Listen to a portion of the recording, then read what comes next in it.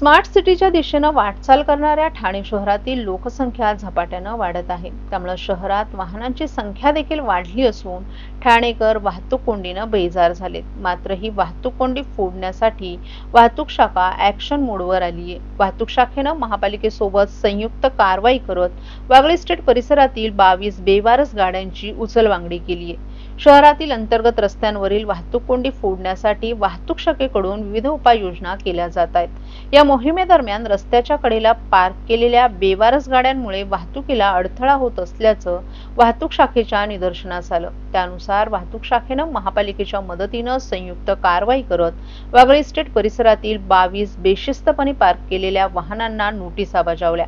मात्र 1 महिना उलटूनही वाहन मालकांनी त्याकडे दुर्लक्ष केल्यानं या बेवारस गाड्यांवर जप्तीची कारवाई करण्यात आली आहे। या गाड्या क्रेनच्या सहाय्याने उचलून डंपिंग यार्डला जमा केल्यात। पुढील 15 दिवसात मालकांनी गाड्या न सोडवल्यास या गाड्यांचा भंगारात लिलाव करण्यात येणार असल्याची माहिती वाहतूक शाखेचे उपायुक्त पंकज शिरसाट यांनी दिली आहे।